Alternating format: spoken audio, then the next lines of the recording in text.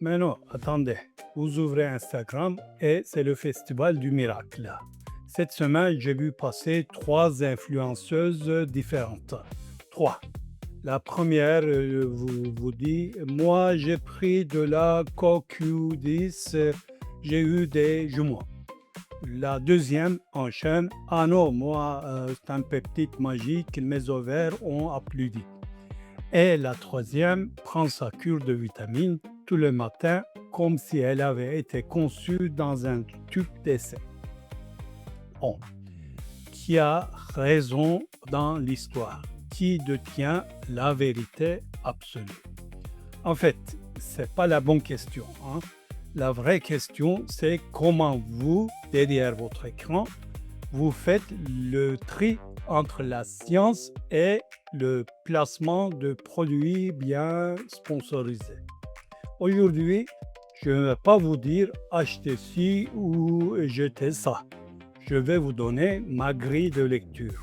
On va voir si vos compléments miracles passent à travers le tamis ou s'ils filent directement aux toilettes. Pourquoi est-ce qu'en FIV et en fertilité, il y a un nouveau produit miracle à chaque coin de rue? Mais parce que le temps est long, mes amis. C'est le stress, c'est l'incertitude. Et en médecine, dès qu'il y a un flou, il y a un marché qui s'installe avec des stands. Allez, on y croit. Je ne dis pas que c'est malhonnête, attention. Je dis juste que tout n'est pas validé par la recherche internationale. Dans cette vidéo, on fait 3 choses simples. Ce fameux mot add-on, qui veut dire en gros l'option pack sport sur votre protocole de base. On va voir ce que c'est vraiment. 2. La grille des sociétés savantes européennes. J'ai fait des vidéos détaillées là-dessus. Les liens sont en description. Ne faites pas les feignantes, à les cliquer. 3. Et surtout les 3 questions à vous poser avant de dégainer la carte bleue. Rangez cette carte. Attendez 2 minutes. En médecine de la reproduction, on adore les mots chic. Add-on, traduction, option, climatisation, bison. C'est comme quand tu vas acheter une voiture neuve et que le vendeur vous glisse et dites on vous met les jantes à l'huile et les sièges chauffants. En FIV, c'est pareil. Les compléments, les tests en plus, le coup de laser sur l'embryon, tout ça, c'est de l'add-on. Le truc à comprendre, c'est que ce n'est pas tout blanc ou tout noir. On ne peut pas juste dire c'est une arnaque ou c'est magique. La science appelle ça le niveau de preuve. Un produit peut être dans 3 cases. Case 1. On a étudié le truc biologiquement, ça tient debout.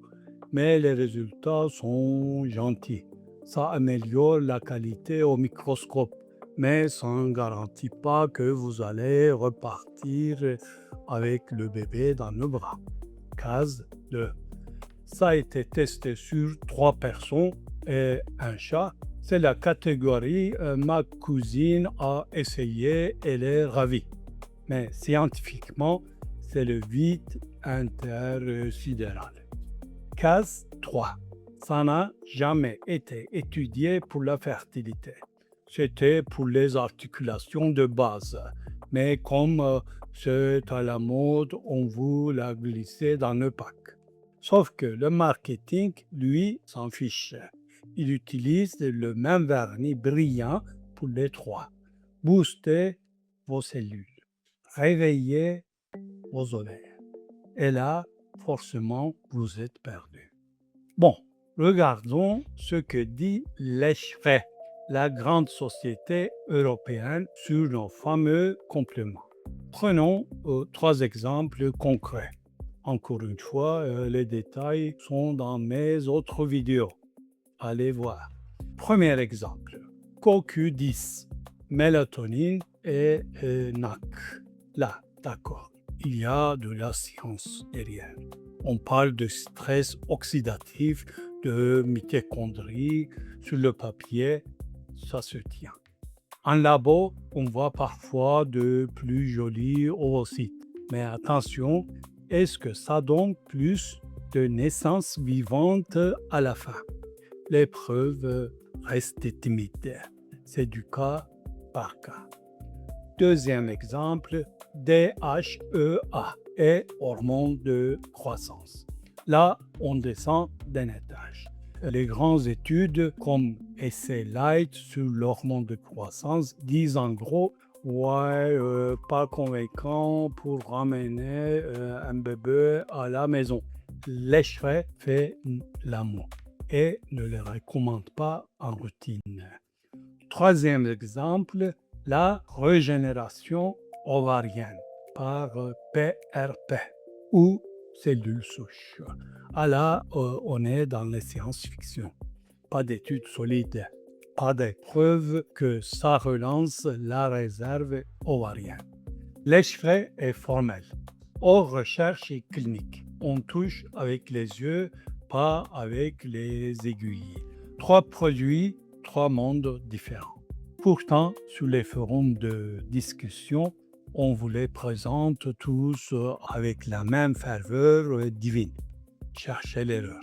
Alors, concrètement, quand vous voyez une pub pour une gélule miracle, vous vous posez ces 3 questions systématiquement.